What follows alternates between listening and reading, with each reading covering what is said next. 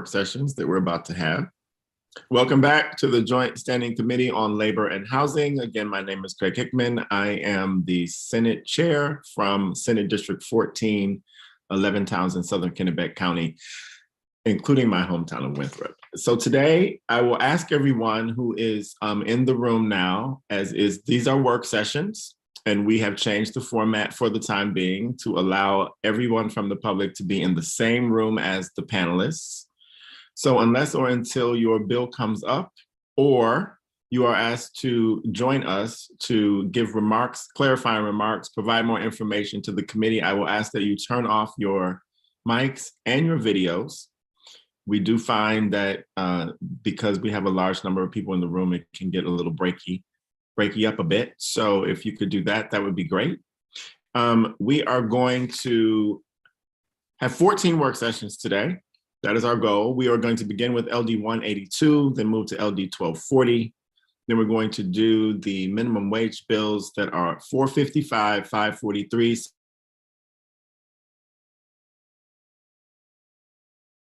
Of course, I'm muted the whole time. When did that happen? I guess we turned everyone off, including me. I'm back. Can you hear me? Okay, great. We lost you at 543, Mr. Chairman. Thank you. 543, 734, 774, 1047, and 1279. Then we will move to our final slate of bills, 824, 581, 225, 654, 773, and 1246. That is our order for the day. So with that, I will open up the work session on LD 182, an act to expand the definition of essential worker to include retail and food service workers, presented by Representative Sean Paulus of Bath. And Mr. Langland, I do believe we've had a work session on this, so could you just remind us where we are? Sure. So we did have a work session on this bill a couple of weeks ago. It seemed like at the time there was discussion that some felt the bill was a good conversation starter, but then others felt that it was really difficult to implement and it would always be requiring changes. And so it was eventually tabled pending further discussion. And I did send out the original bill analysis yesterday to you, so you should have that. I have not updated that since our last work session. Thank you, Mr. Langland. Can committee members please do me the great favor of turning on your videos? And that will put you to the top of my list. And then I can see if we indeed have a quorum so that we can take a vote if we need to. 1, 2, 3, 4, 5, 6, 7. I see 7, 8 committee members. This is a beautiful thing. I do know that the bill sponsor is here. I do know that there was some discussion about doing something with this bill, but I'm not exactly sure that we have a path forward. Representative Rader, I'm gonna call on you since I know that we are in this posture according to some of your input. So could you please advise the committee on our way forward? I'm sorry, could you, I've been torn between two things right now. I was listening to something else. Could you remind me again? This is the act to expand the definition of essential worker to include retail and food service workers. It's LD 182. Mm-hmm. We had some discussions about higher education employees. Did you have a path forward? What is your advice to us? I'm sorry, is this my bill? It is not your bill. This is the bill of Representative Paulus from Bath. This bill was a concept draft. Mm-hmm. We, the representative from Bath gave us a list to define certain workers in certain areas. The committee went back and forth. We had a caucus on it. We were going to vote against it. We were going to vote for it. And so here we are. And so I just thought I would open up the floor to you to see if you have anything to say. Yes. I had questions because I know the union had offered their attorney to answer some questions for us and provide some background about the legal issues surrounding that. So I was wondering if the attorney was present to sort of give us that overview. Mr. Langland, do you know if? I don't recall that being specific to LD 182. I think there might have been a request, particularly on LD 824. That might have been the request, which deals with the sort of lapsing in collective bargaining agreements, but I don't remember that request being specific to 182. Okay. No problem. Well, then I have no questions then. Thank you. Chairman Sylvester.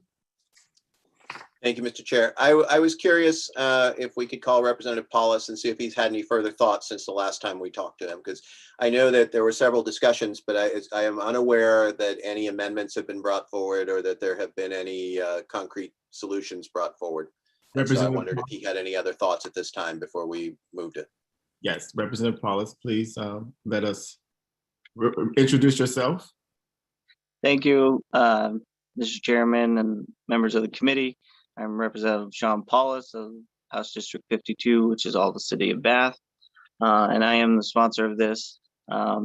Again, we originally had this as a concept draft to kind of work with the committee about this bill for dealing with essential workers, and then the committee wanted some language to have a starting point. So working with the analysts, we put together a definition of what an essential worker is, and a list of who would be considered.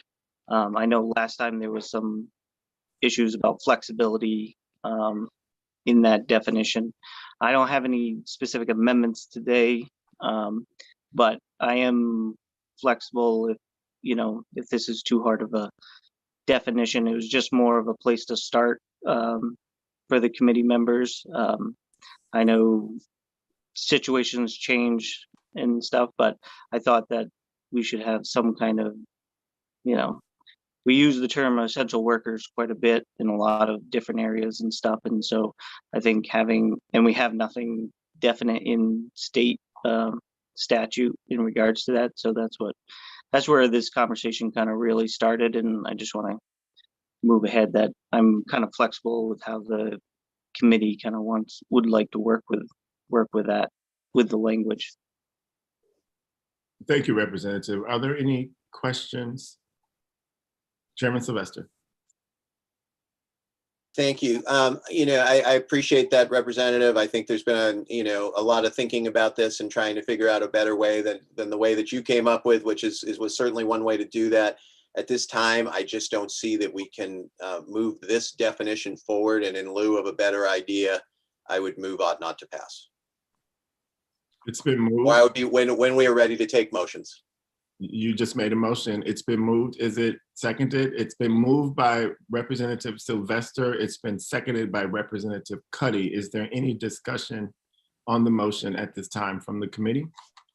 Representative Bradstreet. Thank you, Mr. Chair. Actually, I have a question for the analyst, if it's proper at this point in time. Absolutely proper.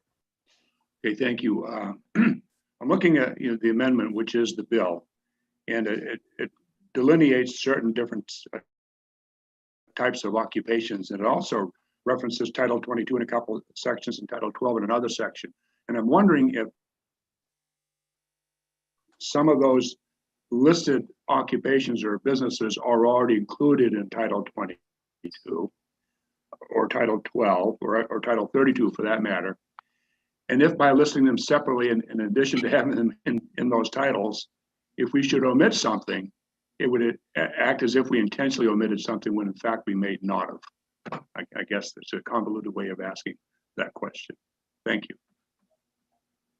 So the way that I approached drafting this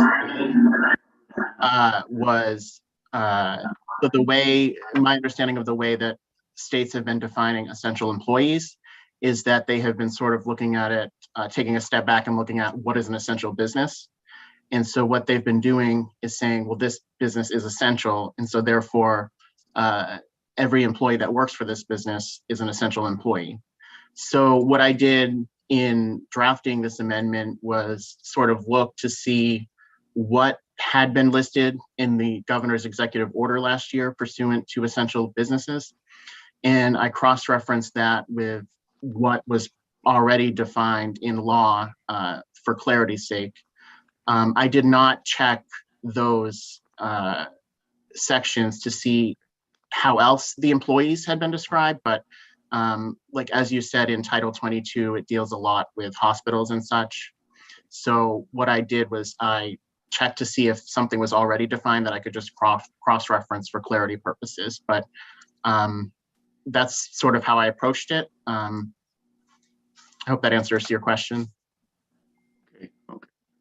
Thank you. Well, I just want to say I applaud the sponsor for bringing this forward. I think it's a big question a lot of us are asking. And I also do agree with the representative from Portland about what I see as the problems here going forward. So thank you. Senator Mearmont. Thank you, Mr. Chair. And I agree that this part has been mishandled. I'm glad you brought the bill. I don't know that this is going to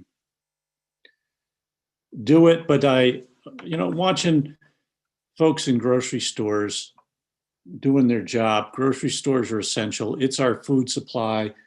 And then so many other workers saying they can't meet to do their job when those folks are forced to, and then not having anything really to recognize that essential nature of certain positions. I just throw them out as how can they be doing their job? They've never stopped. When they were told they weren't required or shouldn't wear a mask, it was okay. When they were supposed to have protection and they didn't have it, they still were there. They stood up through all this, and these people need to be recognized. So I'm really grateful you brought the bill. Thank you. Is there any discussion on the motion from the committee? Representative Gear. Thank you, Mr. Chair. Yeah, I just wanted to add that I do think this is a really important topic, and I do applaud Representative Paulus for bringing the bill forward. I think that one of the things that I continue to wrestle with is that this is a moving target, and it's one of those things that is going to be different and changing depending on things that happen in any given moment. And I think that is the struggle that we face here. There's certainly a valiant attempt to address it, but I will be voting on not to pass. Thank you. Are there any other comments? Discussion on the motion from the committee? Is the committee ready for the question? The committee clerk will call the roll. Senator Hickman. Yay. Hickman, yay. Senator Guerin. Yay. Guerin, yay. Senator Miramont. Tell me the motion again. The motion is ought not to pass. Sorry. Nay. Miramont, nay. Representative Sylvester. Yay. Sylvester, yay. Representative Bradstreet. Yes. Bradstreet, yes. Representative Cuddy. Yes. Cuddy, yes. Representative Drinkwater. Yay. Drinkwater, yay. Representative Gear. Yes. Gear, yes. Representative Morris is absent. Representative Pebworth. Yes. Pebworth, yes. Representative Prescott is absent. Representative Rader. Yes. Rader, yes. And Representative Warren. I believe Representative Warren is absent as well. So that is 9 yay, 1 nay, and 3 absent. Mr. Chair, I have not closed the vote. I'd You are like to recognized. reconsider my vote where I voted against this and change it to yes, please. Thompson, can you update the vote? I haven't Yeah. closed. I have changed the vote. So that is So it- unanimously ought not to pass of those present. 10 votes in favor of the motion, 3 members absent, the motion prevails. I will close the work session on LD 182. With that, we will open the work session on LD 1240. And I will, before Stephen Langland presents the analysis, I will say that the bill sponsor has requested that the committee consider voting to request that this bill be carried over until the second regular session. And so if any member objects to that, please say so. If we agree with the idea of that, I will entertain a motion to carry this bill over. Senator Mirma. So moved that it's carried over to the second session. Senator Mirma has requested that LD 1240 be carried over to the second regular session. Is there a second? Second. And seconded by Representative Sylvester. Is there any discussion on the motion to request the carryover on LD 1240? Representative Pepworth.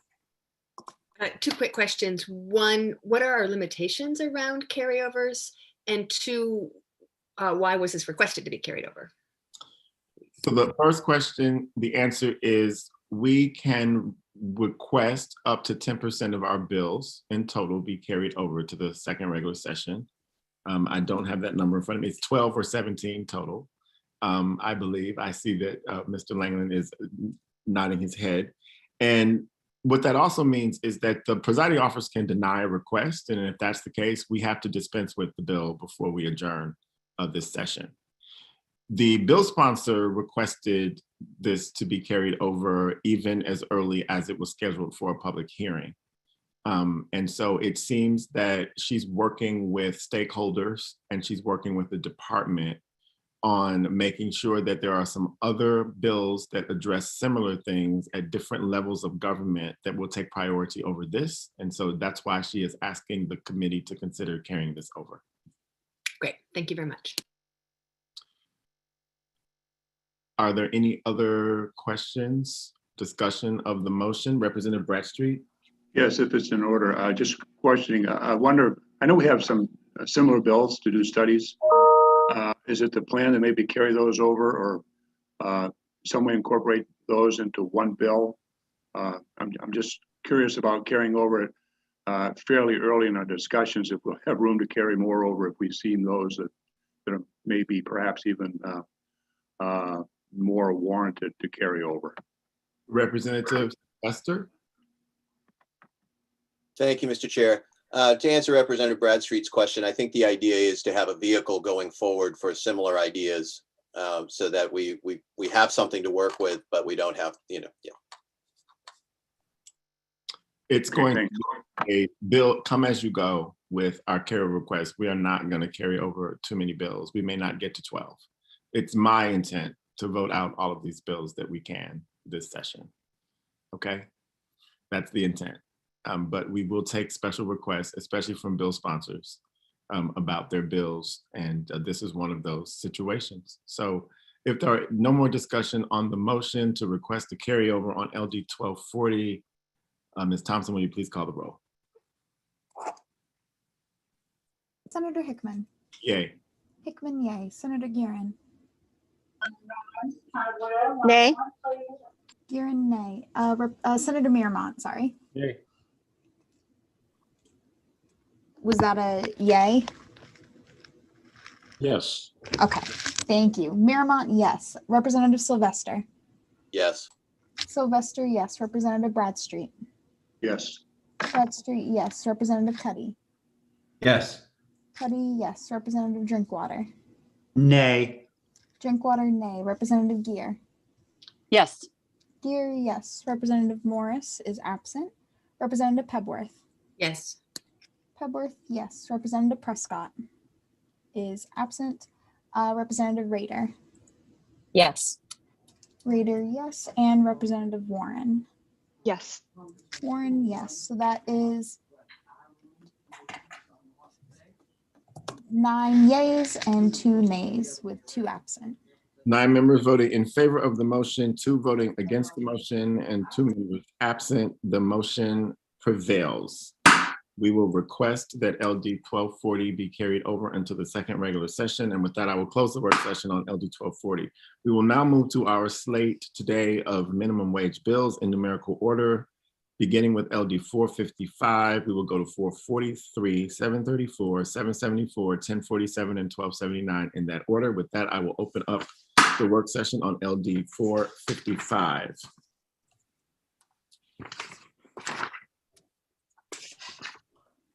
Mr. Langland, please present the bill and let us know who sponsored it because I lost my sheet. There it is, an act to give the state sole authority to establish a minimum wage and hazard pay with certain exceptions presented by Representative Daniel Newman of Belgrade.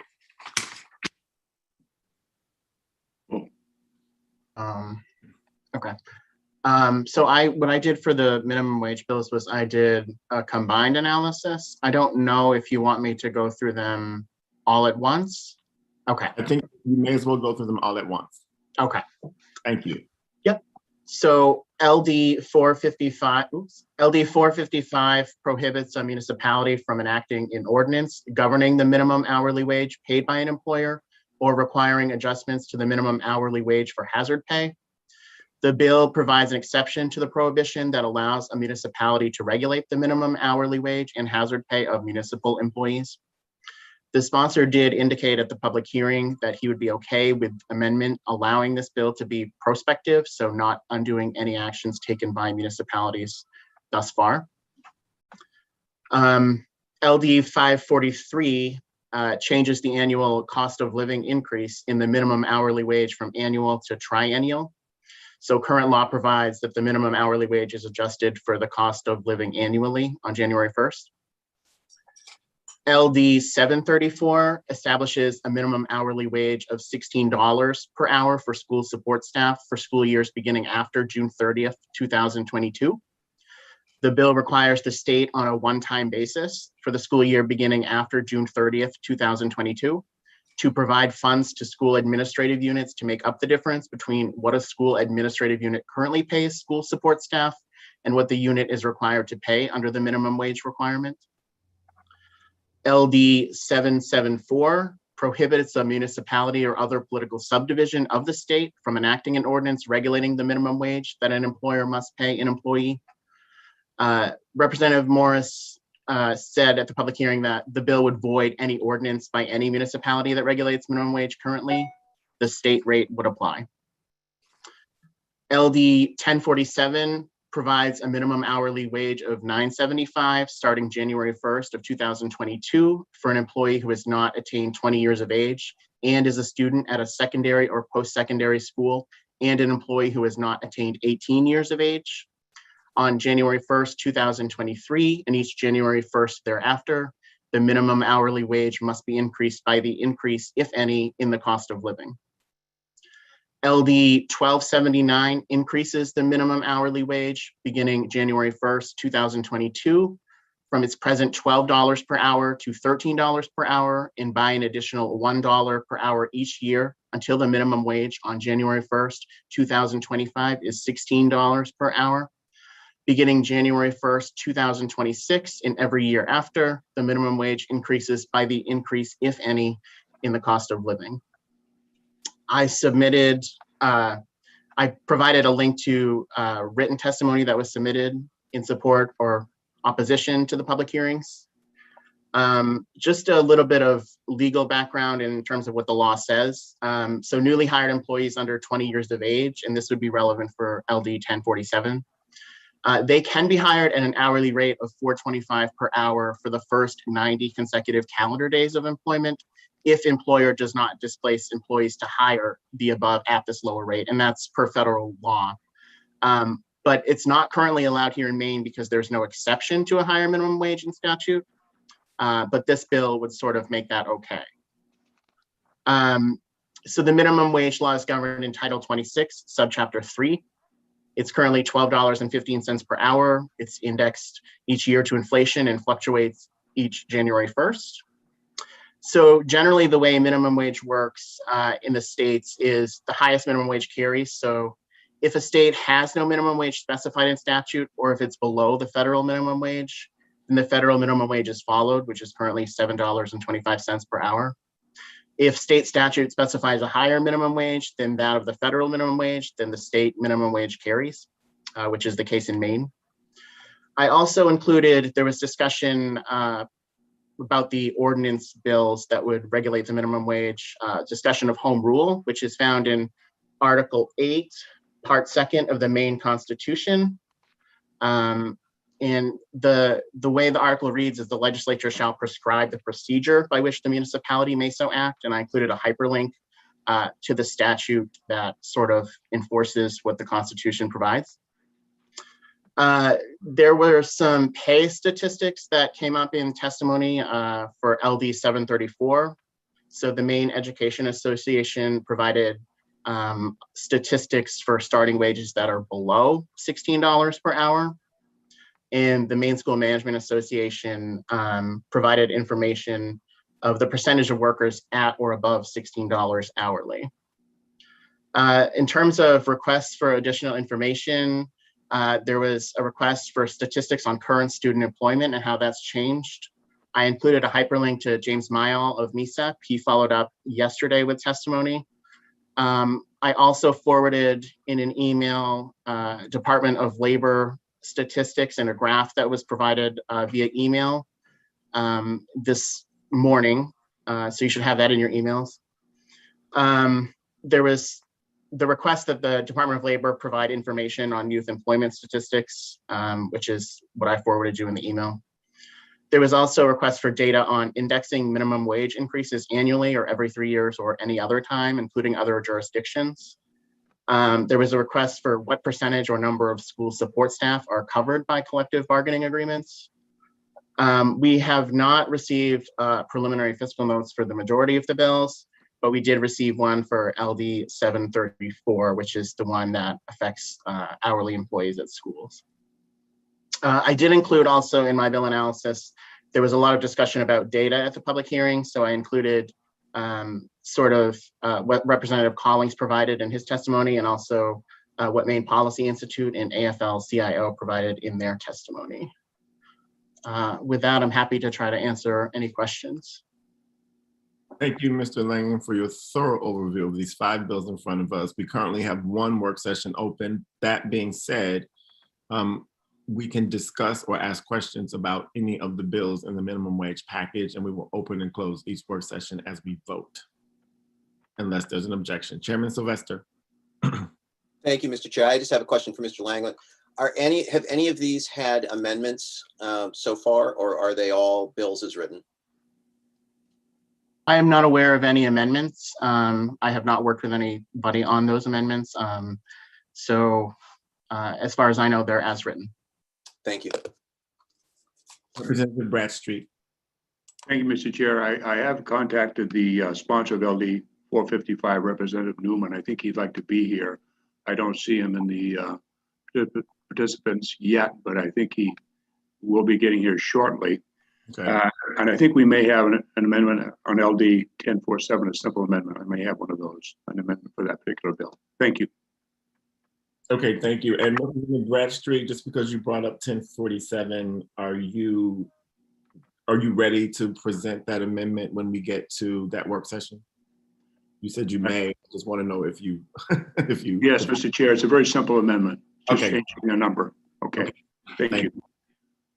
I do see that Representative Newman is with us, and with the leave of the chair, I will ask him to, I guess, did you want to be here, Representative, just to watch the vote, or did you have something clarifying to offer us about the analysis that we heard? No, I just wanted to listen in. Okay, great. Thank you. Senator Mirmont. Thank you, Mr. Chair. I'm not a fan of taking away the power of towns and cities to understand best what they need. So I would like to move on not to pass on this bill, please. 455. Correct. We are in work session on LD 455. It's been moved ought not to pass by Senator Mirmont. Is there a second? Second.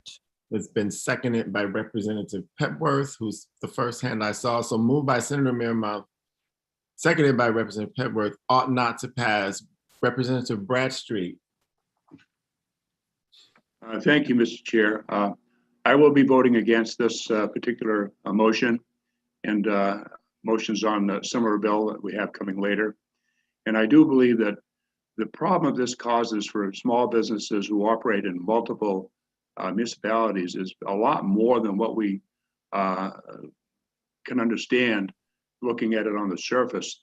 It's very complicated for them to have different work, different pay schedules, basically for different cities and towns.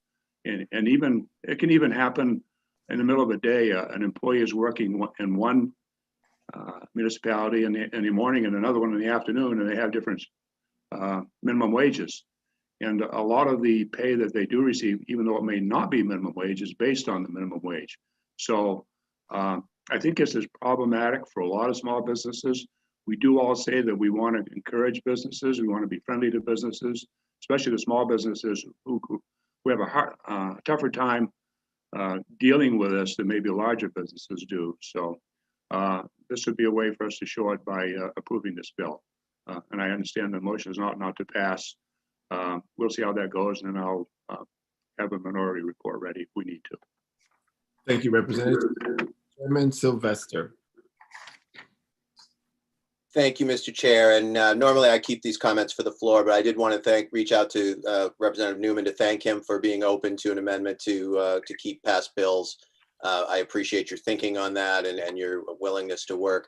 I think that generally, you know, as my colleague Senator Miramont said, the messiness of municipal government is something that the Constitution understands and honors. That municipalities have the right to deal with their local issues and things that we don't specifically prescribe. And this just doesn't feel like one that, to me, that I want to take away from our municipalities. But I thank you so much for being open to the discussion in the committee. Thank you, Chairman. Are there any other comments or questions on the motion? If the committee is ready for the question, committee clerk, please call. Just clarifying. Yes.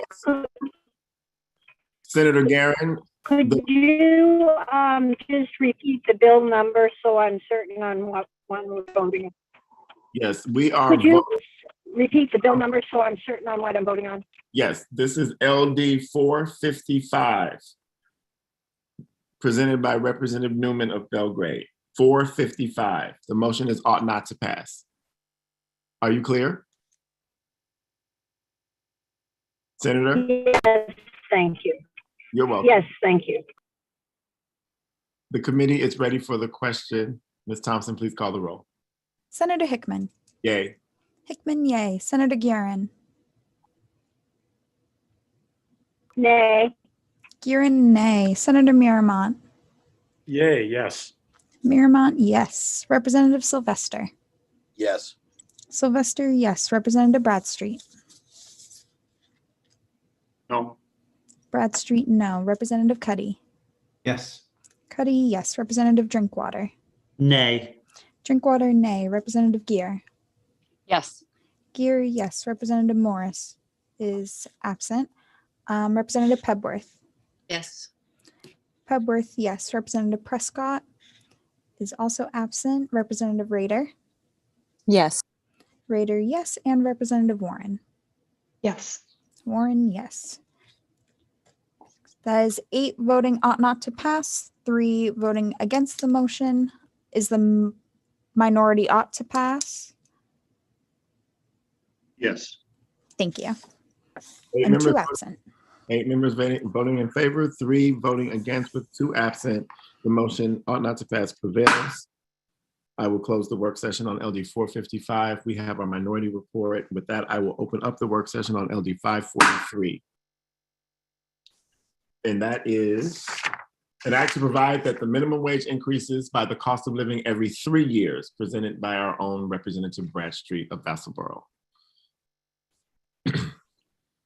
What is the pleasure of the committee after we've already had the bill analysis for all of these minimum wage bills? So we've done that part. Is there any discussion of the bill? Any motion? Senator Miramont? Yes, thank you.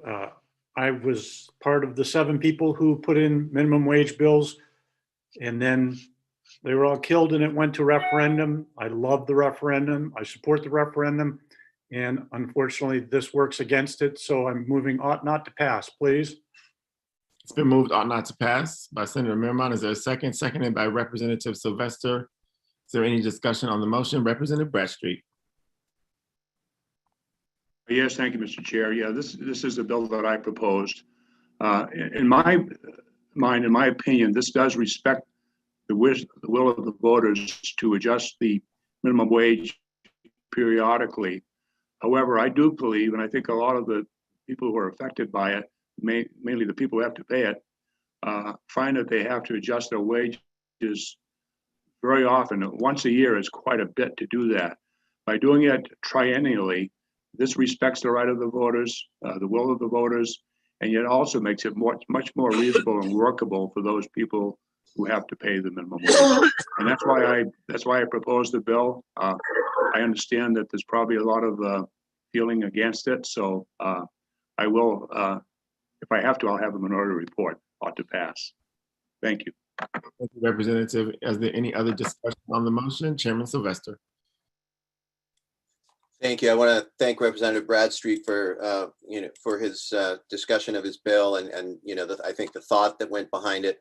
I think that if we could figure out a way to, as my friend Senator Miramont said, that if we could figure out a way to stop the price of food and the price of housing and the price of oil going up, then then this would make a lot of sense. But since we're unable to do that, it seems that the cost of living increase indexed yearly seems to make the most sense to me. So I will be voting for this bill.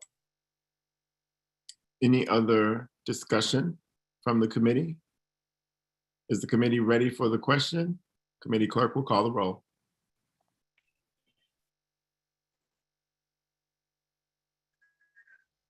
Sorry, I thought I unmuted myself. Senator Hickman. Yay. Hickman, yay. Senator Guerin. Nay. Guerin, nay. Senator Miramont. Yay. Miramont, yay. Representative Sylvester. Yay. Sylvester, yay. Representative Bradstreet. No. Bradstreet, no. Representative Cuddy. Yes. Cuddy, yes. Representative Drinkwater. Nay. Drinkwater, nay. Representative Gear. Yes. Gear, yes. Representative Morris is absent. Representative Pebworth. Yes.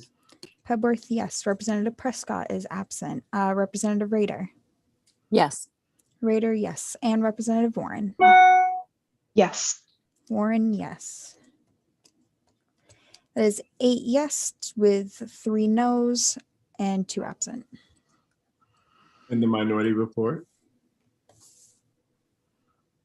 Ought to pass. 8 members having voted in the affirmative, 3 in the negative, 2 absent. The motion prevails. I will close the work session on LD 543 and open the work session on LD 734, an act to set a minimum wage for school support staff, presented by Representative Benjamin Collins of Portland. Again, we've already had the bill analysis and the slew of 5 bills in front of us. We are on now. There we go. You're fast. Our committee clerk is awesome, changing the bills in front of us. Representative Pebworth.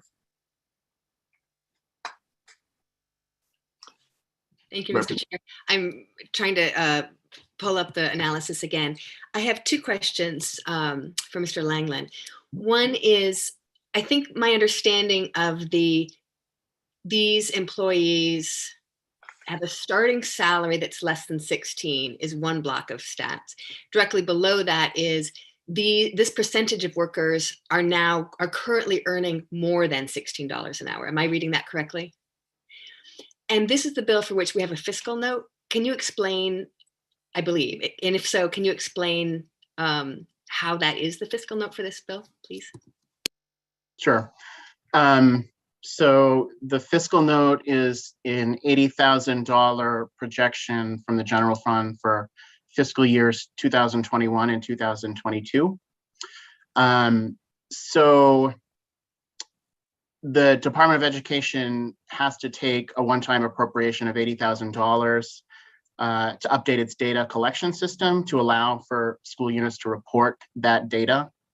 Once collected, it'll be incorporated into the EPS school funding model. It's also important to note that the bill says the state has to fund 100% of the cost for fiscal year 2022 to 2023 only. So there's no cost estimate for that provision after that and for future years after that until the Department of Education uses that $80,000 to report its wages to the department. So it's not clear. So the immediate funding would be $80,000 from the general fund for basically what I would term a software update, for a lack of a better term. But it's not clear what the ramifications beyond 2022-2023 school year would be, as the state is only required to fund that amount for 1 year. Representative Petworth? It's a challenge for me to not know what this figure is. And is there, do we have a ballpark? That's both what the state would be responsible for and then what municipalities would, I mean, obviously what municipalities are responsible for changes radically depend on geography. And I didn't ask for any specific information about that going into this. My assumption is that the percentage of workers who are at $16 or above or starting at $16 is heavily weighted in Southern Maine. Is there anyone from the department who could answer a little bit or speak more on this? We do have the sponsor and the superintendent for 1014, so that's. I just want to be, Representative Petworth, if I may, are you asking what the cost would be after fiscal year 2023? My understanding is that the cost after that from the general fund or from the state is nothing, is upkeep for the software that's implemented. At that point, the expense goes to municipalities. And you want to know what that expense would be if the state is not funding it at 100% past 2023. Is that correct? Is that what you're asking? I guess I'm trying to understand your question as well. Essentially. Okay. So if I could jump in. So the way the fiscal note reads is that there's $80,000 needed for this fiscal year so that the software can be updated so the SAUs can transfer the data to the department so that the state has an understanding of what the cost will be for fiscal years 22 and 23. So that is not yet known at this time because of some software updating that needs to occur, which requires the $80,000 general fund appropriation. I don't know if that clarifies, but.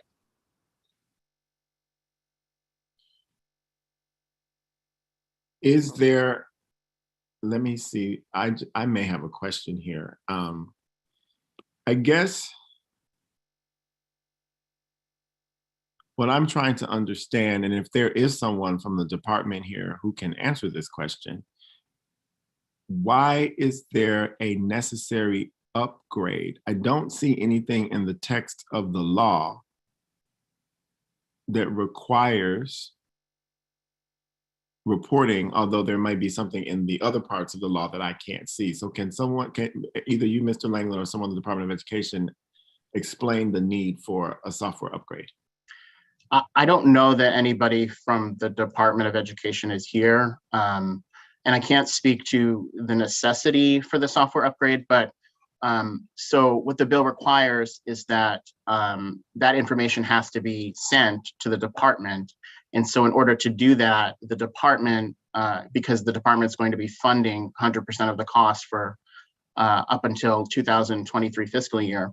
So in order for the school districts in the Department of Education to sort of transfer that data, my understanding is that they need this upgrade, but it's not necessarily, required that, the software update itself is not required in a law or a statute, but it's more of a practical matter that the department, I guess, has told the fiscal office that this is what they need in order to get an accurate estimation. So it's not necessarily known because they don't have the data, and they can't get the data until they upgrade the software, which is estimated to cost $80,000 one time. So, got it.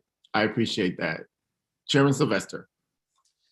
Thank you. Quick question for Mr. Langland. I am assuming that the school systems send data right now to the Department of Education, and that they receive that data. This seems like a very small amount of data in terms of what the salaries are for your school system, and I'm wondering if maybe this is an upgrade that's coming. Well, I'll hold my editorial, but I'm wondering, if they gave no further information about why this was needed. no, so the fiscal note says that to update its data collection system to allow for SAUs to report hourly wage data for school support staff. It's possible that the fiscal analyst, Rachel Tremblay, has some additional information that might be helpful in the committee's understanding of what that software is and why it requires updating. But in terms of what the fiscal note says, that's all it says, is that there's software and it needs to be upgraded in order for that data collection to get to the Department of Education. Is it possible, Mr. Chair, to reach out to Ms. Tremblay and see if she does have any additional information? Of course, it's possible. I think that we can do that before, let's just say we vote this out today and we need to do a language review. This would be the amendment that's on the language review and anything else that would come up. And we could certainly get more information about that. I have one more question for the analyst before I go to Senator Miramont, and that is, I believe, do committees have the authority to amend a fiscal note if it makes no sense? I don't know that answer off the top of my head. That would certainly be something I'd probably bring back to you guys after discussing that with the fiscal office. I tend to defer to them on those matters because numbers are certainly way over my head, but I can certainly bring that up in the discussion, and I'm happy to bring that back to the committee with a solid answer. I appreciate that. Senator Miramont. Thank you, Mr. Chair. Did I hear you, Mr. Langland, say that all of these people already get more than $16 an hour? And did I hear that right, first of all? So at the public hearing, and what I included in my analysis was there was some data that was given about school support service professionals that make below $16 an hour. And then there was data provided at the public hearing that details the level that make $16 an hour or above. So I don't think clearly it's not something that you could say it's all or nothing. I think there's a variation depending on where the school administrative unit is located. And the data that I referenced in my bill analysis comes from the Maine Education Association as well as Maine School Management. And if you have any particular questions on their data, I know Steve Bailey is here, but in terms of them saying, they've all been here, they're all at $16 an hour. I don't think that's accurately reflected in the data. I didn't think so either. I just must have misheard or misunderstood. Thank you very much. Any other discussion from the committee on LD 734? Is there a motion? Representative Pebworth. I would make a motion on LD 734 to pass, and I'd like to speak to my motion. Representative Pebworth has made a motion ought to pass. Is there a second? It's been seconded by Representative Gear, motion by Representative Pebworth, seconded by Representative Gear. Discussion on the motion. I recognize Representative Pebworth. Thank you, Mr. Chair. I look at a lot of legislation through the lens of healthy children and happy children, successful children. And to me, an ed tech in a classroom can look no different than a teacher to a child. I can remember sitting in a meeting with superintendents in my district in this area, and they were talking about the quality of people who were applying for jobs, and it wasn't good. And we need quality people in our school system. So to me, this is a way to pull in more quality people, to pay them what they deserve working with our kids. And higher wages equals stronger families and healthier children. And to me, that makes this not to pass. I mean, ought to pass. For me, that makes this an important bill to pass. Thank you. Thank you. Representative Bradstreet. Thank you, Mr. Chair. Yeah, I will be voting against the motion for a number of reasons. First of all, I think what it does, it separates one group of employees from other employees who won't be benefited by this bill, namely those many of them in the private sector who will be making less money than the people covered by this bill, and yet still be forced to pay higher taxes locally to pay for those higher wages. It also, excuse me, takes away the negotiation, some of the negotiation powers from the local school boards, because those people already have the right to collectively bargain. To me, that's we shouldn't do that. We talked about local authority just a couple of bills ago. I think that that concept prevails here, should prevail here. It also is, even though the state's going to pay for it at a fiscal cost at the outset of the bill, it will eventually be placed upon the local municipalities and school systems. They already have enough of a burden passing their budgets now. It will inevitably require an increase, perhaps even substantial increase in the local school budgets, because if the quite entry-level people start making $16 an hour to start out with, then everybody above them is going to have to be increased, and it could be a considerable cost. So for those reasons, I'll be voting again. Chairman Sylvester. Thank you. I will just mirror the comments of Representative Pebworth. I agree with all of them. I will say to Representative Bradstreet that the good news is that we'll have a chance to vote on raising everybody's minimum wage shortly to meet that gap, as you put it. And so, I think we'll also get a chance to fund 55% to schools, which will certainly help municipalities. But I want to speak specifically to the $80,000 fiscal note and just note that we did not need such an upgrade when the information from teachers was put forward after the 129th, which is a much more complex and far-ranging wage scale. I don't understand why we need that 80,000 now. I'm sorry that the Department of Education is not here to explain that, but we will inquire. Thank you. Representative Drinkwater. Thank you, Mr. Chair. And I mirror what Representative Sylvester said about the upgrade to the system that's probably not needed. Having served on education in the 129th, it came before us the teacher minimum salary being raised to $40,000. When we asked for data from the Department of Education, they gave us data that showed all the pay scales from all the schools in the state of Maine. Just to give you an example, it was a 10-year veteran of a small school in Aroostook County was only making $40,000 at that time. So what we discovered was if we were to raise the starting wage for new teachers to 40, what was that teacher going to want after having served for 10 years? That's going to make for an unhappy employee to think that they were working for minimum wage for 10 years.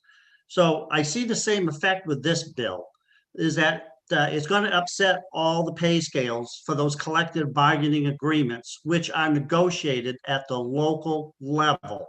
We talk about local control. This is grassroots right here, folks. And I mirror what Steve Bailey said from Maine School Management, in that this is an unfunded mandate, and it's going to cost, it's going to put future school budgets in jeopardy. So therefore, Mr. Chair, I will not be supporting this bill.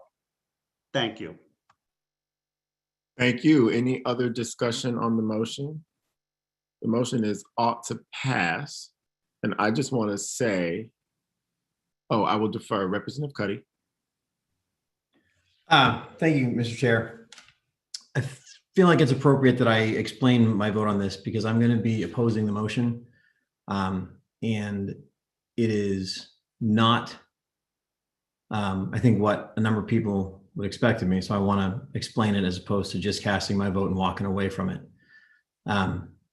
The idea of a minimum wage that can sustain people is something that I am fully behind. But our minimum wage was raised not that long ago by the people of the state of Maine to $12 an hour, and then affixed to the CPI. So it would go up as the cost of living goes up, which is something I support. Moving ahead again with the minimum wage to increase it to a level that would be more than twice the federal minimum wage is something that I can't wrap my head around how we as a state can sustain that. And I don't want to speak on another bill because we're not on that bill right now, but it is, if I'm not going to support, so I mean, I guess I'm going to speak on the bill. It's not my intent to, but if I'm not going to support raising the minimum wage for everybody, I can't single out a particular group of workers that I am going to support it for. And I did not want to just cast my vote and walk away. I wanted to explain it prior. So I appreciate the opportunity. Thank you, Representative. The motion is ought to pass. I will say that having been here for 8 years, going on 9, that this bill probably wouldn't have a fiscal note without the upgrade. And the fact that we have this preliminary fiscal impact report for this bill, I'll just say it's my belief that that is supposed to chill us from voting for the bill. And I don't think that that particular fiscal note merits any consideration. And I just want to put that into the record. And so the motion is ought to pass, which means that the preliminary fiscal analysis right now will not be attached to the motion until we get an explanation. So the motion is ought to pass. Been moved by Representative Pebworth. It's been seconded by Representative Geer. Is the committee ready for the question? Committee clerk will call the roll. Senator Hickman. Yay. Hickman, yay. Senator Guerin. No. Guerin, no. Senator Miramont. Yes. Miramont, yes. Representative Sylvester. Yay. Sylvester, yay. Representative Bradstreet. No. Bradstreet, no. Representative Cuddy. No. Cuddy, no. Representative Drinkwater. A. Drinkwater, nay. Representative Geer. Yes. Geer, yes. Representative Morris is absent. Representative Pebworth. Yes. Pebworth, yes. Representative Prescott is absent. Representative Rader. Yes. Rader, yes. And Representative Warren. Yes. Warren, yes. So that is 7 voting in favor of the motion, 4 voting against it with 2 absent.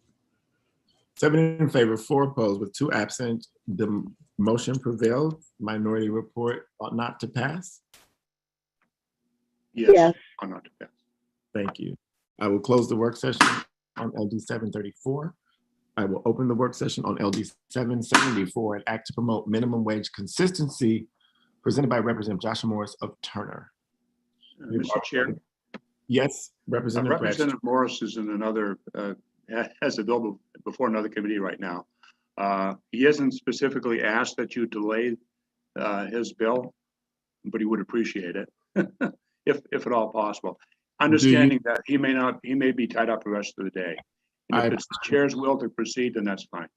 I appreciate that. And it does look like he's not going to be here today. And I would say that there will be a language review for any reports that come out. And I know that this is his bill, but we're looking down the barrel of the clock. So we could vote this one last just to make sure that we give him as much time as possible in the minimum wage portion of our day. I don't mind doing that, which means I will not open the work session on LD 774 at this time. Instead, I will move to LD 1047 and open the work session on LD 1047. And that is an act to create an alternative minimum wage applicable to student employees who are under 20 years of age and to employees who are under 18 years of age, presented by Representative Shelley Rudnicki of Fairfield. Representative Cuddy. I'd like someone from MDOL to come up so that we can discuss the spreadsheet that they sent to us. That would be fine. Thank you. And I do believe I saw someone from Department of Labor. Is Mr. Rowland? There he is. Yeah, I'm here. I'm not sure how helpful I can be. I didn't generate those numbers, but I'm perfectly willing to talk about them. Good afternoon. I'm wondering if, Mr. Langland, you could share your screen. Do you have these numbers on the spreadsheet? And if you do, could you share your screen with the committee while Mr. Rowland is going through them, or while Representative Cuddy has questions about them? And that way everyone can see what we're talking about. So, Mr. Rowland, I took the data as it was presented because it was presented in an annual slate broken into quarters. Yep. And I wanted to go with like because for some reason Q3 there's always an explosion in youth hiring. Yeah. And I don't know when Q3 falls. I assume it's summer, but I don't know that for sure. It's calendar year quarter, and yes, it's, I guess, June, July, and August, which. I'm sorry. I apologize. Mr. Rowland, could you please introduce yourself? Yeah, to those? I'm sorry. Mike Rowland. I am the director of the Bureau of Labor Standards. Thank you. And like I said, my bureau doesn't generate these figures. That's a different bureau, but I do know enough to know that, yes, Q3 would be the summer period when a lot of youth seek employment. Yeah. Okay, so yeah, the graph that I opened was just a spreadsheet. So I appreciate this format, Mr. Langland, because taking, in my own analysis, I take 2020 out of it. I would like to take 2020 out of my memory, but I'm not gonna be able to do that. So I would at least like to, I'm not gonna factor those numbers in because those are really super out of the norm. But looking at all three of the age cohorts that you have there, the first being 14 to 18, the blue line at the bottom, the second being 19 to 21, the red line in the middle, and then the third being 20 to 24, the only group in which I see a drop off in hiring is actually in that 20 to 24 group. The other numbers seem relatively consistent, and given our population has remained largely unchanged, that is surprising to me. What I have heard is that kids can't get hired, and yet what I'm seeing here is, in fact, in that 14 to 18 group, a slight uptick. Yeah. And I'm wondering if I'm reading that correctly or if I'm reading something incorrectly. Now, are you talking about during 2019 and the first 2 quarters of 2020, or? No, I'm talking starting at 2015 Q3. Yeah. And moving through, the numbers of individuals employed in each age cohort remains pretty static. Yeah. Or in some cases, it slightly moves up. And in the case of the 20 to 24 cohort, does seem to move down just a little bit. And I'm wondering if I am missing something, or if, is that your read on this? I don't think you're missing anything. I do think that there has, what I can talk about with some more authority is the numbers of work permits that we have requests for from age groups under 16, ages that need work permits to work. And we have seen a slow but steady increase in those numbers over the last several years, with the obvious exception of 2020. And this year, in fact, we're seeing a dramatic increase over previous years. So I think you're reading that correctly, with at least with respect to that youngest age group. And when could I have a follow-up, Senator Hickman? You may. When you say that people have been requesting work permits, does the offer of a job have to be connected to a work permit, or can an individual who's searching for work just go out and get that and then go look for work? Yeah, well, usually what happens is in that youngest age group, a student, a young person, will find the prospect of employment, will have probably a job offer, and then apply for the work permit specific to that job. So that's usually the sequence that it happens in. So we see it after the job has been already arranged. Thank you very much. Okay, I hope I was helpful. Just 1 second. Someone else may have a question for you before you disappear, just in case. Are the 2 questions for him that I see in front of me? Senator Representative Sylvester has a question directly for you, sir. Thank you, Mr. Rowland, for being here. And I think, to follow up on Representative Cuddy, where I believe he was going, is that if you're looking at this graph, obviously starting at 2015 before the minimum wage increase, and then going afterwards, and I'm pointing at my screen as if you can see me doing this, but in any event, Imagine. Right. What you're seeing is coming down off of the peak of 2015. It looks like, as Representative Cuddy indicated, it stays steady. After the increase, after the, getting us all the way to 12 in both of those age groups, and certainly is curious in that top range group. But since that group is not considered in this bill, I'm very struck by that, and I appreciate this data. Okay. And Mr. Langland, I think you can stop sharing your screen. We have seen enough. Senator Miramont. Thank you, Mr. Chair. Yes, I told my friends who have suggested this that I would be the biggest supporter of this bill as soon as folks under 20 or under 18 got reduced rates on rents, reduced car pricing, schools dropped their rates because they couldn't earn as much as everybody else. Hasn't happened. I move this ought not to pass. It's been moved ought not to pass by Senator Miramont. Is there a second? Seconded by Representative Cuddy. Is there any discussion on the motion?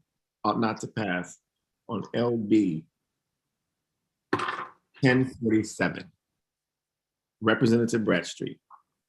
Thank you, Mr. Chair. Yeah, I'll be voting against the motion. I do believe that there is a latent group out there we can't see, teenagers primarily, who dearly would love to work. The small employers who would hire them simply cannot afford to pay someone prevailing minimum wage while they're training them. I've talked to a number of employers who said, I just can't afford to do it because I have to be right there beside them while they're learning. And in light of that, I understand the desire to have everyone get the same wage, but I don't think it's practical from our perspective. I would like to, perhaps when I give a minority report, I will tell you what my amendment would be, if that's okay, Mr. Chair. But I strongly urge people to vote against this. Let's start getting our workforce going at a younger age, so then they get to the point where they're working full-time as adults. They'll have those so-called soft skills already in their repertoire. They'll know how to get to work on time. They'll require a minimum of training. They'll be ready and able to go. Thank you. Thank you, Representative. Any other discussion on the motion?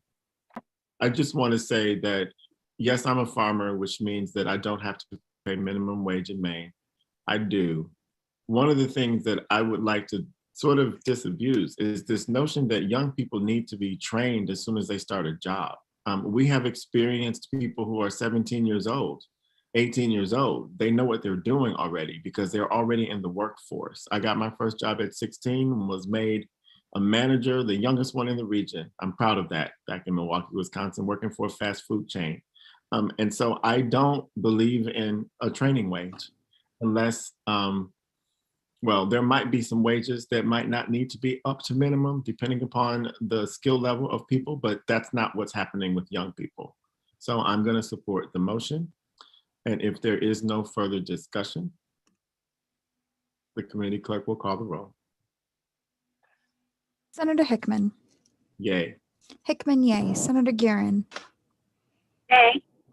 Guerin, nay. Senator Miramont. Yay. Miramont, yay. Representative Sylvester. Yay. Sylvester, yay. Representative Bradstreet. No. Bradstreet, no. Representative Cuddy. Yes. Cuddy, yes. Representative Drinkwater. Nay. Drinkwater, nay. Representative Gear. Yes. Gear, yes. Representative Morris is absent. Representative Pebworth. Yes. Pebworth, yes. Representative Prescott is absent. Representative Rader. Oh, Representative Rader is absent as well. Representative Warren. Yes. Warren, yes. That is 7 voting in favor of the motion, 3 against with 4 absent. I have 7 in favor of the motion, 3 opposed to the motion, and 3 absent. 4 absent. 7, 3, and 3 is 13. So I do Oh. believe that 3 members Oh, absent. yeah, you're right. My bad. So those 3 members will have until noon on the second day to cast their votes. The motion prevails. And what is the minority report, Representative Bradstreet? Yes, Mr. Chair, I'd like to offer a minority report will be a simple change in the bill to make the age 20 instead of 20, 18 in both cases. So it would be student employees who are under 20 years of age and employees who are under 18 years of age. The 20 will then become 18. Okay, it's a pretty simple amendment. I think it still would help employers, and I agree that not every teenager needs a training wage, but some do, and that's a fact. Thank you. Mr. Langland, are you good with the amendment? Perfect. We will close the work session on LD 1047. I will open the work session on LD 1279. An act to increase the minimum wage presented by Representative Collins of Portland. We've seen the bill analysis. What is the pleasure of the committee? Chairman Sylvester?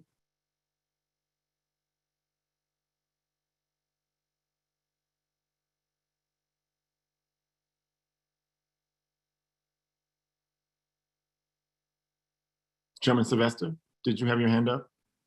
I did, and I said things, but I was on mute. I would move ought to pass. It's been moved ought to pass by Representative Sylvester. Is there a second? Seconded by Senator Meermont. Ought to pass. Is there any discussion on the motion? Representative Drinkwater. Thank you, Mr. Chair. So let's just be clear. We heard the voters will 2 years ago say, here's the minimum wage, let's index it.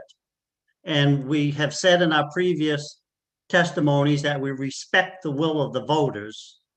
So now we're going to say we don't respect the will of the voters. Let's go to $16 an hour. It just doesn't make sense. Thank you, Mr. Chair. Representative Sylvester. I suppose that I would just say to that $12 was the option that was given to the voters after this legislature did nothing for many years. And I think that had they been offered more, then perhaps that would have been the will of the voters, but that's what they were offered. That's what they voted for. And so that's why I am supporting the workers in my district where this is already the minimum wage for most people in order to do that. Thank you. Representative Cuddy. While I intend to vote, like I said earlier, against the motion, I'd also point out that in the same legislative session as the referendum was passed, the referendum was stripped of half of what it passed immediately. So that's not a moving argument. Representative Gear. I did want to take a moment to explain my vote on this motion. I will be voting no in this instance. And I think knowing that there are some alternative approaches to how raising the minimum wage has been handled in other states, specifically New York, and looking at a more an approach that would be differentiated by region. Not having seen this in this bill, and knowing that we did recently pass the referendum to raise the minimum wage and index it to the cost of living, I will be voting no on this bill. Any other discussion on the motion? I will say that because we have a local control, if municipalities want to ask their residents to increase the minimum wage to $16 an hour, they are certainly welcome to do so. Is the committee ready for the question? The committee clerk will call the roll. Senator Hickman. Nay. Did you say nay? I said nay. Okay, Hickman, nay. Senator Guerin. Nay. Guerin, nay. Senator Miramont. Yes. Miramont, yes. Representative Sylvester. Yes. Sylvester, yes. Representative Bradstreet. No. Bradstreet, no. Representative Cuddy. No. Cuddy, no. Representative Drinkwater. Nay. Drinkwater, nay. Representative Gear. No. Gear, no. Representative Morris is absent. Representative Pebworth. No. Pebworth, no. Representative Prescott is absent. Representative Rader is absent. And Representative Warren. Representative Warren. Yes. Warren, yes. That is 3 in favor of the motion, 7 voting against with 3 absent. 3 in favor of the motion, 7 opposed to the motion. The motion fails. Is there another motion?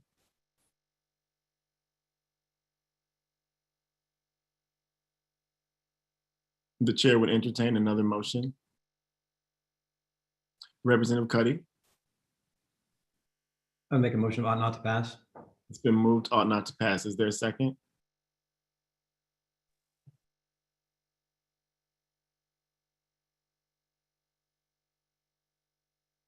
Are you seconding that? I second it. Okay. Thank you.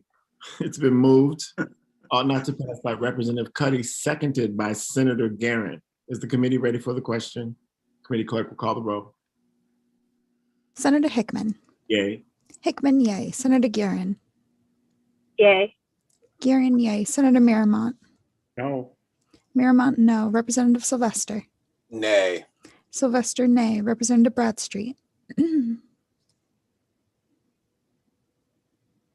Representative Bradstreet. Yes. Bradstreet, yes. Representative Cuddy. Yes. Cuddy, yes. Representative Drinkwater. Yay. Drinkwater, yay. Representative Gear. Yes. Gear, yes. Representative Morris is absent. Representative Pebworth. Yes. Pebworth, yes. Representative Prescott is absent, and Representative Rader is absent. Representative Warren. No. Warren, no. 7 votes in favor. I'm sorry. No, no worries. You take it. In favor of the motion, 3 votes opposed. The motion prevails. The minority report is ought to pass. It would seem so from the previous. Yeah, yes, it is. And in that case, I will close the work session on LD 1279. I will now open the work session on LD 774, an act to promote minimum wage consistency, presented by Representative Joshua Morris of Turner. We've seen the bill analysis. Is there discussion? Is there a motion on LD 774? Senator Miramont. You are muted, sir. Got the hand thing figured out. Move ought not to pass, please. It's been moved, ought not to pass. Is there a second? Representative Cuddy. Moved by Senator Miramont, seconded by Representative Cuddy. Is there any discussion on the motion? Is the committee ready for the vote? Committee clerk will call the roll. Senator Hickman. Yay. Hickman, yay. Senator Guerin.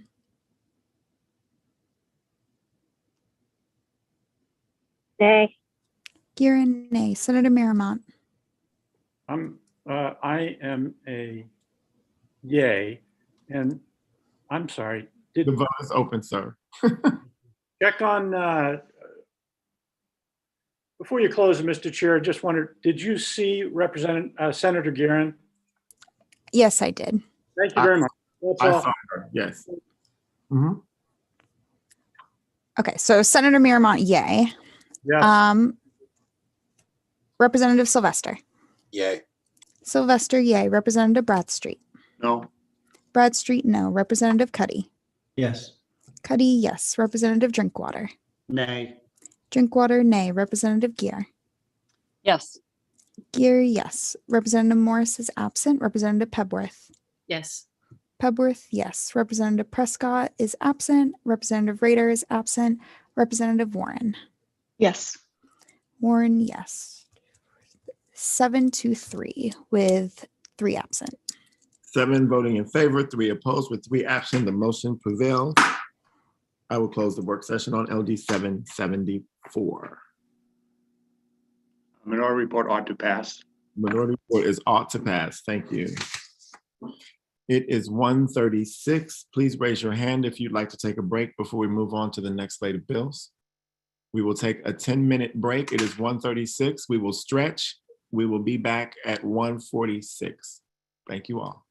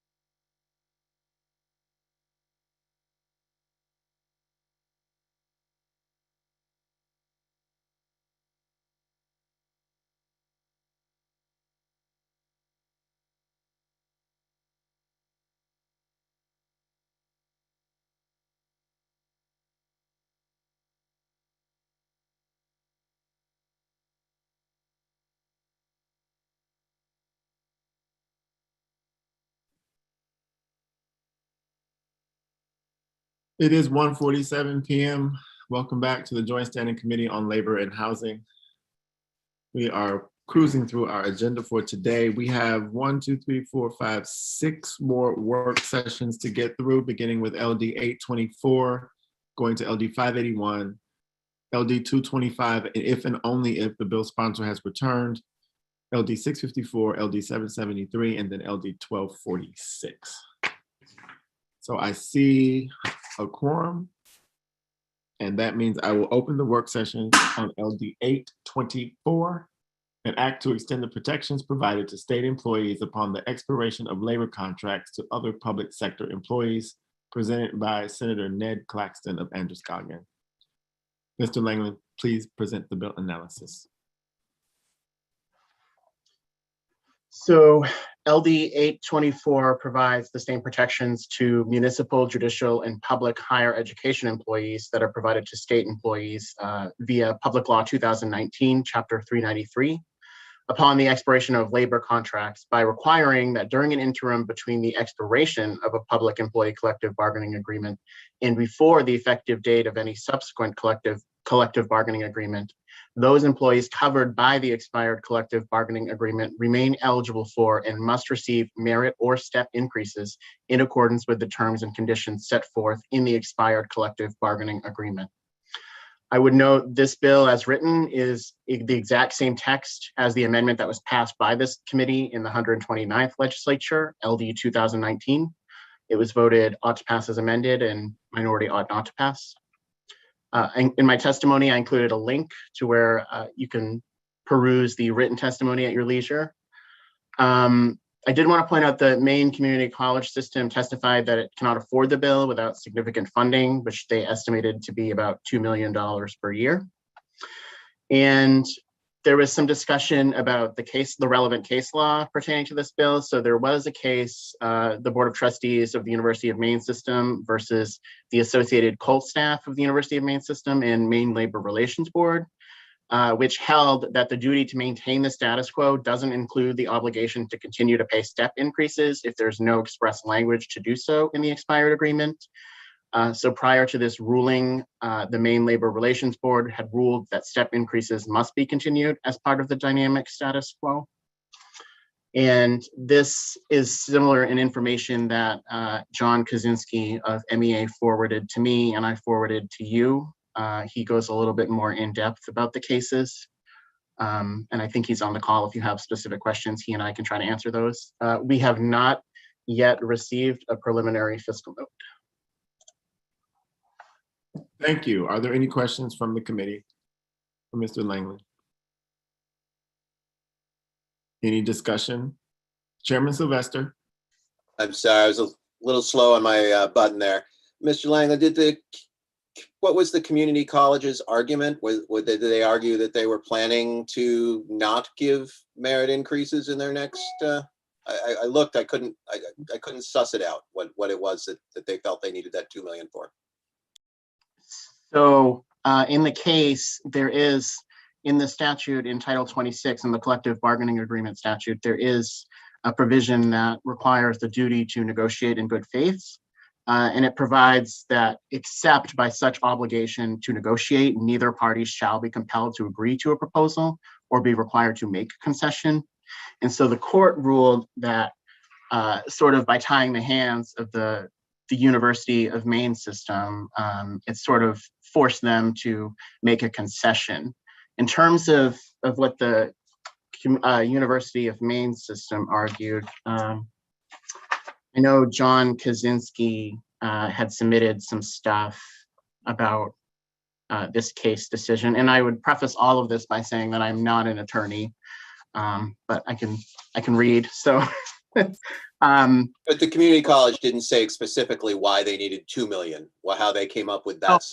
I'm sorry. Are you? You're not talking about the case law. You're talking about the testimony. I'm not. I read the case, and I am also not a lawyer, but. I'm sorry. I misunderstood your question. Oh, no worries. Yep. So they did testify, and they are here. They can answer that question as well. But they testified that the $2 million would be needed because not all step increases are universal across scales. And also those are a negotiated item. And so they said that that was their minimum estimate on what it would cost to sort of give those increases in between bargaining agreements. And like I said, they are here. Robert Netto is the representative, and he can probably best answer if you wanted to hear directly from him about where that cost estimate comes from. No, I appreciate that comment. Thank you. I have no need to. Thank you. Any other questions for Mr. Langland or any discussion points, or is there a motion? Senator Miramont. You are on, there you are. I'm working. Yes, thank you. I move LD 824 ought to pass.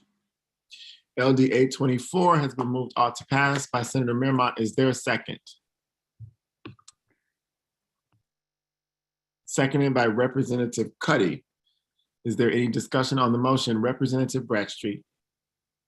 Yes, thank you, Mr. Chair. I will be voting against the pending motion. For the simple reason, I think what we're trying to do by fiat, what should be done and can currently be done through negotiation. We're intervening where we ought not to intervene. This is a matter that can be negotiated between the respective parties. And there's other confusing parts of it, which was pointed out in some of the testimony, which I think if we take time to look at it, we would probably agree that those are reasonable arguments. Those are the reasons I'll be voting against it. Thank you. Thank you, Representative. Any other comments, discussion? Is the committee ready for the question? The committee clerk will call the roll. Senator Hickman. Yay. Hickman, yay. Senator Guerin.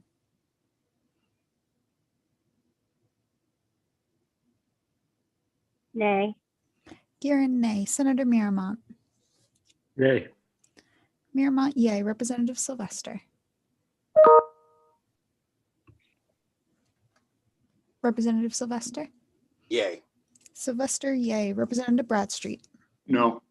Bradstreet, no. Representative Cuddy. Yes. Cuddy, yes. Representative Drinkwater. Nay. Drinkwater, nay. Representative Gear. Yes. Gear, yes. Representative Morris is absent. Representative Pebworth. Yes. Pebworth, yes. Representative Prescott is absent, and Representative Rader is absent. Representative Warren. Yes. Warren, yes. There's 7 voting in favor of the motion, 3 against, with 3 absent. And what is the minority report?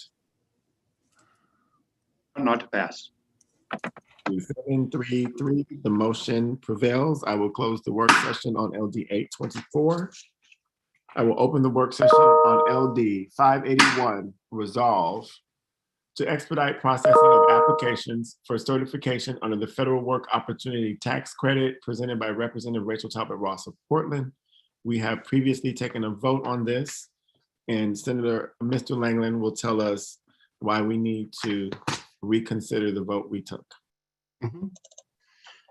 So as Senator Hickman said, the committee, a majority of the committee voted to pass the bill, and with the funding level, as you'll recall, this was one of the initiatives that a majority of the committee included in its report back on the biennial budget to the Appropriations Committee. And so in making the motion and voting on this bill after learning of the figures that would be required to include in the biennial budget, the amendment specified that sort of, since we know the funding, let's make that the amendment. But the funding level that the committee voted on reflects emergency status, because when the fiscal office prepares initiatives for the biennial budget, it's under the assumption that it's often going to require a 2/3 vote because it's going to be an emergency status. So that was the case when it prepared that initiative for this committee's report back to the Appropriations Committee. So LD 581 does not actually have an emergency preamble. And so there are a couple of different options that the committee can pursue. So the committee can reconsider and vote to add an emergency preamble, which will sort of make the funding that this committee has previously seen for the position more in line with the starting date, because an emergency status would mean that the bill would become effective upon enactment rather than the 90 days post adjournment, which is the way the bill is currently drafted. So that's one option the committee has, is to add an emergency preamble to LD 581. The other option is that the committee reconsiders and just votes ought to pass. And if enacted, what will happen is the law will become effective 90 days after the legislature adjourns. And it would actually affect the figures that would be attached in the fiscal note. So the assumption would be the position would start October 1st rather than July 1st. And that was the assumption that had been in the preparation for the biennial budget report back. So if the committee voted straight ought to pass on the bill as is, the cost would decrease from $74,974 to $56,231 for a total of $60,060, which is down from $78,803. So that's kind of where we stand on that. And I did include my original bill analysis so you could kind of see what the committee had previously considered. But because the figures that were used at the voting time assumed emergency status, that's not necessarily the case, because in order to have an emergency bill, it would need an emergency preamble, which would require 2/3 majority to vote. So those are the options the committee has in reconsidering LD 581. Thank you, Mr. Langland. I see Assistant Majority Leader Rachel Talbot Ross has entered the room. And since this is her proposal, I open it up to her to comment on what she would like to see the committee consider. Well, thank you, Chair Hickman, Mr. Chair, Madam, and all of the other folks who are here. I'm sorry, I'm a little discombobulated. I apologize with 4 work sessions today. I apologize. For this bill, I'm hoping that there isn't an emergency put on it. I just think that we need to, while I would love to see it be implemented immediately, given the enormous amount of backlog, I do believe that we can get this done through the regular channels of adoption, if it's possible to do that.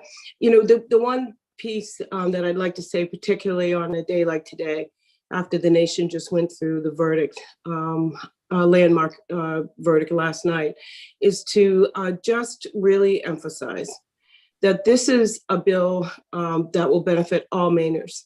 This is a bill that will benefit our businesses, all of our businesses who are trying to augment their work forces with folks who are either underemployed, unemployed, or chronically left out. And so if within your hearts and whatever work that you all do to support small businesses, family-owned businesses throughout the state of Maine, please just know that this is not a bill that favors any one particular aspect of our population. This is a bill that will benefit all Mainers and keep supporting our economy and our small businesses. So I appreciate the indulgence. If there's a specific question, Senator, I'll be glad to answer.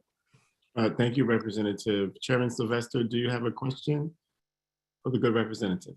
I do not. I'm ready to make a motion when you are ready to receive it. I just want to be clear, Mr. Langland, can you tell us who was on the prevailing side of the previous vote? Ooh, you stumped me. I'd have to look that up.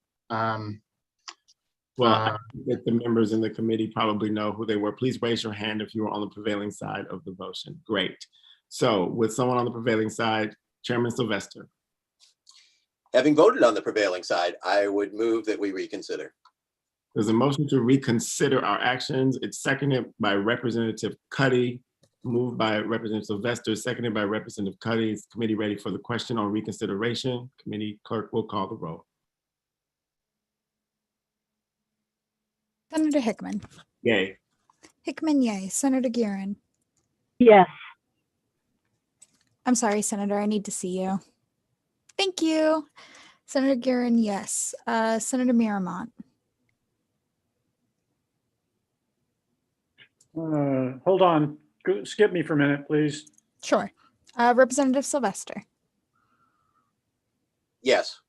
Sylvester, yes. Representative Bradstreet. Yes. Bradstreet, yes. Representative Cuddy. Yes. Cuddy, yes. Representative Drinkwater. Yay. Drinkwater, yay. Representative Gear. Yes. Gear, yes. Representative Morris is absent. Representative Pebworth. Yes. Pebworth, yes. Representative Prescott is absent, and Representative Rader is absent. Representative Warren. Yes. Warren, yes. Senator Miramont. Yes. Senator Miramont, yes. And that is unanimously yes. All present and voting vote yes. We will reconsider LD 581. I will open the work session on LD 581 and entertain a motion. Representative Sylvester. Thank you, Mr. Chair. I would move out to pass as amended. Representative Sylvester has moved ought to pass as amended. Is there a second? Seconded by Senator Miramont. Is there any discussion of the motion ought to pass as amended? Chairman Sylvester, do you have a comment? Your hand is still up. You're good? If the committee is ready for the question, the committee clerk will call the roll. Senator Hickman. Yay. Hickman, yay. Senator Guerin. You were muted, Senator. Nay. Can't get those buttons right today. It happens to us all. Guerin, nay. Senator Miramont. Yes. Miramont, yes. Representative Sylvester. Yay. Sylvester, yay. Representative Bradstreet. No. Bradstreet, no. Representative Cuddy. Yes. Cuddy, yes. Representative Drinkwater. Nay. Drinkwater, nay. Representative Gear. Yes. Gear, yes. Representative Morris is absent. Representative Pebworth. Yes. Pebworth, yes. Representative Prescott is absent, and Representative Rader is absent. Representative Warren. Yes. Warren, yes. That is 7 voting in favor of the motion with 3 against. 7 in favor, 3 opposed, 3 absent. The motion prevails. I will close the work session on LD 581. Thank you all very much for reconsidering unanimously. Seeing as our good representative, Amy Rader, is not back yet, we will skip LD 225 for now. And we, Mr. Langland, I'm sorry, yes, the minority report. Ought not to pass? Ought not to pass. Thank you. Just needed to have that read into the record. And so with that, we will open up the work session on LD 654, an act to create a 24-hour shelter capital project funding program presented by Representative Poppy Arford of Brunswick. Please present the analysis, Mr. Langland. Thank you. So this bill establishes the 24-hour shelter capital project program within Main State Housing to support new construction or expansion of emergency 24-hour shelters for persons experiencing homeless. New construction and expansion projects funded by the program must address an increase in the need for shelter capacity in the region since the construction or expansion of an existing shelter or shelters in the region or since the start of the outbreak of COVID-19 or both. The bill includes a one-time general fund appropriation of $3 million in fiscal year 2021-2022 to the Main State Housing Authority to fund the program. This bill specifies that the funding is supplemental to funding for the Main State Housing Authority's Emergency Shelter and Housing Assistance Program. If you recall, this is actually a bill that this committee has worked, but I thought it would be helpful to go through the summary. So at the public hearing, the sponsor indicated that she had worked with Maine Housing and they have a suggested technical amendment, which was to strike the last part that says, and is to be delivered in accordance with applicable funding formulas. So both, my understanding is both Maine Housing and the sponsor have agreed. And that is the way the committee left it. I think it was tabled because of a lot of other similar housing bills that were being juggled at the time and are still being juggled, but that's my recollection of how the committee last left LD 654. Thank you, Mr. Langland. And as you can see, we are moving bills forward. Senator Miramont. You are on mute, sir. I move on to pass. Is your motion ought to pass as amended with the amendment that was technically presented by both housing and the sponsor? Of course. Thank you. The motion is ought to pass as amended. Is there a second? Seconded by Representative Pebworth. Is there any discussion on the motion from the committee? Representative Bradstreet. You are on mute again. Thank you once again, Mr. Chair. I certainly want to go on record as appreciating the intent of this. However, we do have a lot of different bills seemingly dealing with pretty much the same thing. And I think kind of get lost. And I'd also like to suggest that maybe where this is a one-time funding request, that maybe some of that federal money we have coming in could be allocated for this rather than having it come out of our general fund. Thank you. Thank you, Representative Bradstreet. Is there any other discussion? I will also say that if this bill gets to the appropriations table and that federal funding comes in, it could be amended there to other special revenue, and that will cover that. Is the committee ready for the question? Committee clerk will call the roll. Senator Hickman. Yay. Hickman, yay. Senator Guerin. No. Guerin, no. Senator Miramont. Yes. Miramont, yes. Representative Sylvester. Yes. Sylvester, yes. Representative Bradstreet. No. Bradstreet, no. Representative Cuddy. Yes. Cuddy, yes. Representative Drinkwater. Nay. Drinkwater, nay. Representative Gear. Yes. Gear, yes. Representative Morris is absent. Representative Pebworth. Yes. Pebworth, yes. Representative Prescott is absent, and Representative Rader is absent. Representative Warren. Screen now. Yes. I can't change it. By the way. Representative Warren, yes. Yes, I'm you sorry. can Did you close have the your? door behind it. Oh. I'm sorry. Did you have your camera on, Representative Warren? Okay. Yes, I did, I think. But Thank yes. you. That is 7 voting in favor of the motion with 3 against it. What is the minority report? Ought not. Thank Pass. you.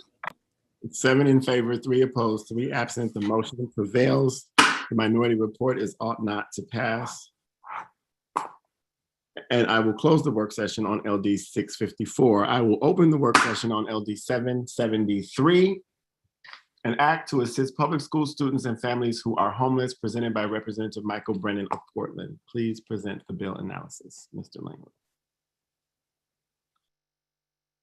So this bill requires that the Maine State Housing Authority give priority for temporary housing assistance to homeless students and their families who are identified and referred to the authority by a local educational agency liaison for children and youth experiencing homelessness under the federal McKinty-Vento Homeless Education Assistance Improvements Act of 2001. I included a link to written testimony in my bill analysis. Some issues that were discussed at the public hearing were Maine Housing well, first of all, I should say the sponsor amendment is attached to my bill analysis. And one of the things that the sponsor's amendment does is makes a provision for if federal money is available through the legislation that was passed by this administration recently, then a certain amount of that would be allocated for this program. One of the things that Maine Housing testified at the public hearing is it's not a certain thing that the agency will be allowed to use the federal money in that capacity. The Federal Department of Treasury has still not issued guidance to states on how to use this money. It's possible that the funds may need to be directly related to COVID. And the Maine Housing Authority also recommended amending the rulemaking section of the bill to read may adopt rules instead of shall. I think that they had said they believe that they had some rules in place that probably would suffice. So leaving it optional, they thought would be a better way to go for the committee. There was a request for additional information. So on the McKinney-Vento Act, which I have attached to my bill analysis. And Eric Jorgensen of Maine Housing sent forth information about vouchers and rental assistance, which I believe Alyssa had forwarded to the committee probably a couple of weeks ago now, and I have attached that to my bill analysis as well. And I think that Representative Brennan testified that one of the reasons that he put forth the bill was this report called Status of Programs for Homeless and Displaced Students from the Department of Education, which he had followed up after the public hearing and sent to the committee. And I have included a link to that on my bill analysis as well. So a preliminary fiscal impact statement has not yet been determined, but in the bill, there is a proposal of $1 million for fiscal years 22 and 23. So I anticipate that that would be included in the fiscal note that we haven't yet received. And like I said, the sponsor had submitted an amendment, which is attached to the bill analysis. And there are some folks from the Maine Housing that are available to answer any questions as well. And Mr. Langland, the sponsor amendment, I know he was in here earlier, but he is not now. Does his amendment include the language of may, or does it take out rulemaking altogether? It included the language of shall, because I had worked on the amendment with the sponsor prior to the public hearing, so. Okay, thank you. So if we were to take the recommendation from Maine Housing, we would have to amend the amendment. Yeah. Yep. Are there any questions for Mr. Langland from the committee? Seeing none. Are there any questions from the committee for anyone? Chairman Sylvester. I jumped the gun.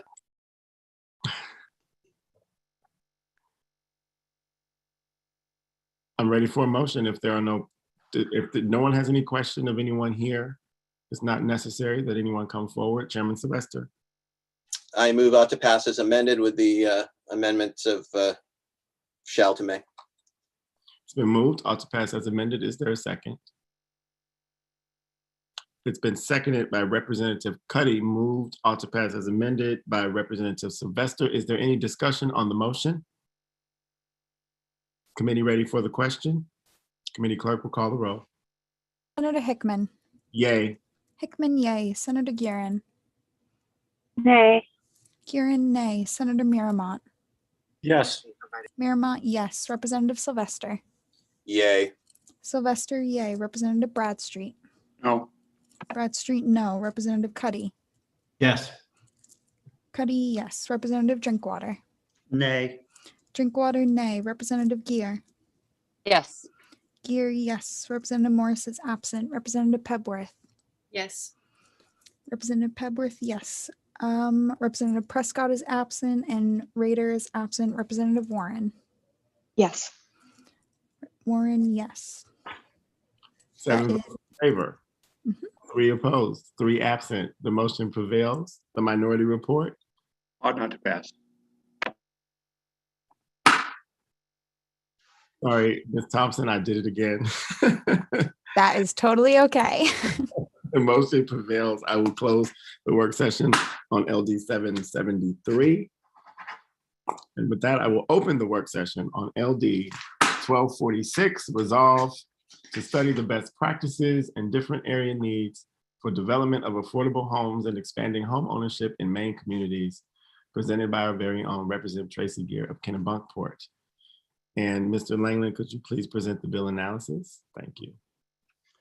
So this resolve creates the commission to study best practices and different area needs for development of affordable homes and expanding home ownership in Maine communities. As originally drafted, the commission has 13 members consisting of legislators and others with interest or experience in affordable housing and financing in the state. The commission is required to submit its report to the Joint Standing Committee of the legislature having jurisdiction over labor and housing matters no later than December 7th of 2022. I included a link to written testimony in my bill analysis.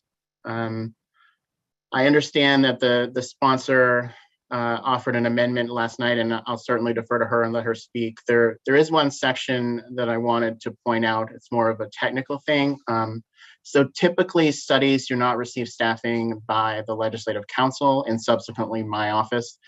during any regular or special session. So the committee might want to consider amending section 6 to read, except that legislative council staff support is not authorized when the legislature is in regular or special session. And I did note that Maine Housing submitted written testimony in opposition. This was prior to any amendment being offered, but my understanding is that they do support the amendment that Representative Geer has come up with. And we have not yet received a preliminary fiscal impact statement, and I'm happy to defer to Representative Geer and she can discuss her amendment. I'm also happy to work with her in Maine Housing on language specifically. Thank you, Mr. Langland. And seeing as though we do have a comprehensive amendment from the bill sponsor, I will recognize Representative Geer to talk to us about her amendment. Thank you, Mr. Chair. Subsequent to our public hearing on LD 1246, we did have some conversations with the folks at Maine Housing. And based on the challenge in terms of the amount of work and capacity issues that Maine Housing is faced with, we came up with an alternative approach to moving the goal of the bill forward. So we propose to amend the bill to create a legislative study group where we would be appointing 7 legislators to serve, 5 from the House and 2 from the Senate. And with this additional specification that Maine Housing will help to provide the current research and data that they have on the topic. We would also allow for the raising and spending of private funds for the purposes of this effort. And at this point, we have up to $100,000 that could be raised as a maximum. And then we would similarly charge the study group with the objective of making recommendations to the Labor and Housing Committee for the upcoming next year's session of the 130th. So that's the nature of the amendment, and that's what we would be working on from. Are there any questions for the representative on her amendment? Seeing none. I would suggest that we get a draft of the amendment. I know I want to vote everything out today, but we can't necessarily vote everything out today. And then that way we can all look at it and see it and know if we can build consensus around it or not. So that would be my suggestion for the committee, but of course, that's just a suggestion. I will entertain any other discussion points, thoughts, or questions from the committee. If I could just respond, Mr. Chair, I appreciate that. And I do apologize. I was kind of digesting as a first timer here how to change things. So it took me a little time. So appreciate that. Not a problem. Any comment? Well, I would like to afford the committee that opportunity, and with that in mind, I would move to table. Been moved to table. Is there a second? Been moved and seconded. It's a non-debatable motion. Committee clerk, please call the roll. It is a motion to table LD 1246. Senator Hickman. Yay. Hickman, yay. Senator Guerin. Yes. Yes. Senator Miramont. Come back to me, please. Sure. Representative Sylvester. Yes. Sylvester, yes. Representative Bradstreet. Yes. Bradstreet, yes. Representative Cuddy. Yes. Cuddy, yes. Representative Drinkwater. Yay. Drinkwater, yay. Representative Geer. Yes. Geer, yes. Representative Morris is absent. Representative Pebworth. Yes. Pebworth, yes. Representative Prescott is absent, and Representative Rader is absent. Representative Warren. Yes. Representative Warren, yes. That is unanimously of those. Sorry. Senator Miramont. Yes. Miramont, yes. Of those present, it is unanimous to table. Thank you. So LD 1246 will be tabled until another work session. So that actually, believe it or not, completes the work that we have in front of us minus LD 225. Now, I made the error of misreading an email from the good Representative Rader, and she will not be back until 3:30. So I don't believe, unless someone objects, that we should hold this open for an hour and 10 minutes to come back and do a bill that we can do on another day, maybe Friday even. Since we are moving very, very efficiently. 14, 15, we worked 13 bills, it's 2:20. Give yourselves a congratulations. So expect 20 bills next week. Of Monday and Friday. Of course, we'll be in session on Wednesday, so we will have a long day of public hearings next Friday. Who knows how long they will go, because we are very efficient here. So again, we will overschedule our work sessions.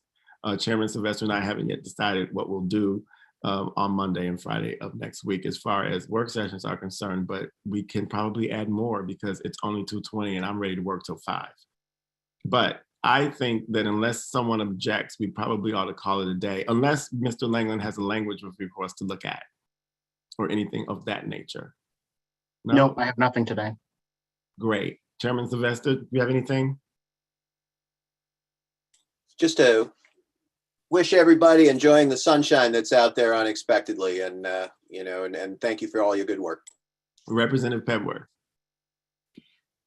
I was just thinking, because the load on Friday is quite large, if there was an opportunity to caucus with this chunk of time that we've already carved out, that might be a good use of it. But I like sunshine too.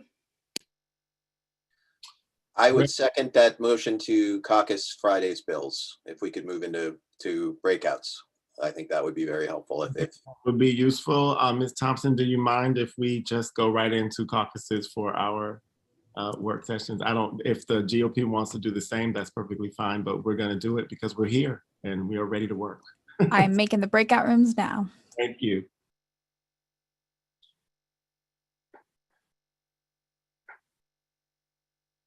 The one thing, Ms. Thompson, that we might want to do is send an invite to a couple of folks that we normally send an invite to, so that they know that we're going into breakout for these caucuses. Thank you.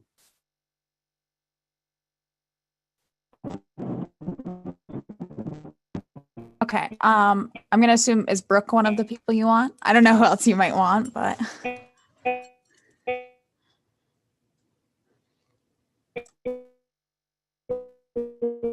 Not too bad, but the Republicans already caucused Friday. You guys are ahead of the game. You sounded like a robot there, not going to lie.